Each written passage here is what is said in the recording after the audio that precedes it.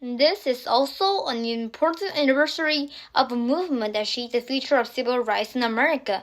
On this day in history, 30 years ago, hundreds of thousands of African American men gathered in Washington, D.C. for the Million Man March. Martin Luther King III, son of Martin Luther King Jr., stood in the National Mall where his father once delivered his iconic I Have a Dream speech. MLK's movement aimed to end racial segregation in the 1960s. The Million Man March in 1995 aimed to promote unity, self-improvement, and responsibility among black men at a time when many of them felt marginalized and stereotyped by the violence and crime in their communities. This day and this celebration is bigger than one leader. Black people had to take a stand somewhere, especially the men. We as men must take control of our communities. Stop all this killing. 1 million black men, 1 million black men, 1 million black men. Nearly 12 hours of speeches also called attention to social and economic issues affecting black people in America. The Million Man March was the brainchild of a controversial figure, Louis Farrakhan, and some Congress members, like John Lewis, felt some of the messaging could actually resegregate America. Our nation is in need of healing. A presidential commission is an important and needed step toward building a bridge across the racial divide. We have conquered legal segregation, but in a real sense, the races seem less far apart because there were black-white coalitions struggling to eradicate racism. There is no way to eradicate racism in a multiracial country except together. The Million Man March remains one of the largest single-day protests in American history. Organizers reported that in this aftermath, 1.7 million African American men registered to vote. Alright, let's get you up to date on our top story of today, the government shutdown. It is now in its third week and is the fourth longest shutdown in more than 40 years, and Americans are now feeling the effects. Federal workers are missing paychecks, and tourists are unable to visit and many national parks or the Smithsonian museums. People are unable to get certain federal loans to buy homes or operate small businesses, and travelers are facing some delays at airports. All air traffic controllers are working without pay, as are some TSA agents. Today marks the first day that air traffic controllers have a completely different focus today. Their first loss of pay. Air traffic controllers are out moving their 45,000 flights today. And 3 million passengers, tons of cargo that keeps America moving, and their focus is now on when they receive pay again. Meanwhile, the Pentagon is shooting nearly $8 billion from funds Congress approved for research to make sure U.S. troops get paid today.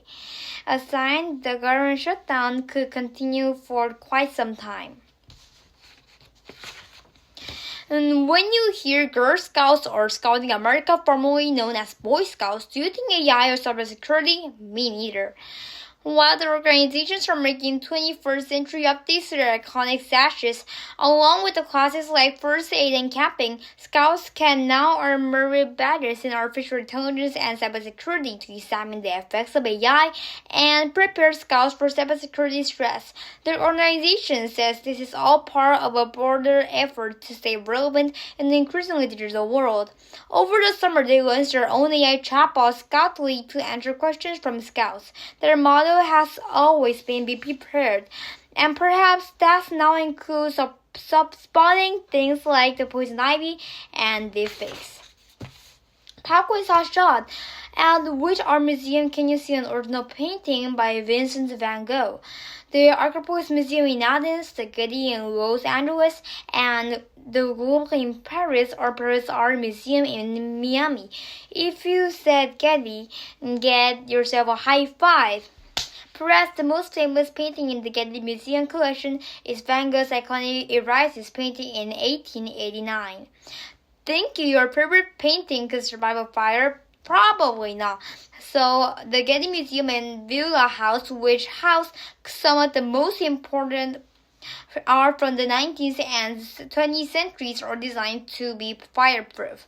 Locating in Los Angeles, where wildfires and natural disasters have become a more common occurrence in the region, the Getty sits on a hill, but its real superpower isn't the view, it's fire safety. Take a look.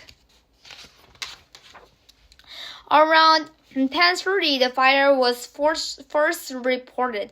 By 12:30, it has crossed 4 miles and hit our Black Gate.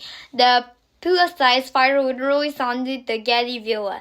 Those of us who knew how the site was constructed, I'm not going to say we were cool as cucumbers, but we had a high level of confidence that we were going to make it through the fire okay. Okay, because both of the Getty Center and Getty Villa were designed with natural disasters in mind. Most museums house some of the most important pre-20th century art in the world, and they even claim to be the safest place of art during a fire. The reality is we know where we are. Both of the areas where the Getty Center and the Getty Villa exist are prone to fire. Was at the Getty Villa's Emergency Operations Center during the Palisades fire. We weren't surprised that it had moved that fast. The winds were insane. The location of both Getty museums offer visitors stunning vistas, but it's those same views that put these important cultural institutions at risk during California's ever-expanding and more unpredictable wildfire season. What that implies is that we need to be in the state of constant red lines. And red line starts with architectural design that prioritizes fire safety. What people see as all this beautiful white travertine actually is designed to be a fire break. When you get off the tram down here, you land on the Arrivals Plaza, which is a huge expense. When you have to come up this big flight of travertine stairs and across the second plaza before you get to the entry hall of the museum. This is a very well-built building. It is double concrete walls. You also can see that we have a really fireproof roofing in that tile roofing. It's decorative and it's really well protected. On the inside, there are all sorts of unbelievably high-tech things going on. So in the extremely unlikely event the fire actually were to breach the perimeter and get into one of the galleries, doors will automatically shut so that the fire will be isolated within one small part of the museum itself. We have super sophisticated air handling systems that prevent any smoke or particulate matter from getting in. Wildfire is an ever-present risk in California, but so are earthquakes. We use all sorts of seismic mounts. You can see that when you're looking at the works of art. The paintings are all displayed in such a way that if there's a major seismic event, they will be maximally protected. Some of these larger pieces are not only anchored into the floor, but are anchored into the steel frame that's behind that wall right there. We're in Los Angeles. It has earthquakes. We're going to have some more earthquakes. These are pieces that are 2,000 years old. We want to make sure they're here for another 2,000. Apple CEO Tim Cook has turned into a Labubu. Labubu creator Kai-Sing Lung gifted Cook his own variation of the doll during his recent trip to Shanghai. The fluffy, sharp-toothed collectible figures have become a cultural and commercial phenomenon. They are typically sold in blind boxes that conceal the design and style of the creature inside. Pop Mart, the Chinese company behind the dolls, saw revenue surge to $1.8 billion last year, a nearly 400% jump in net profits in the first half of this year.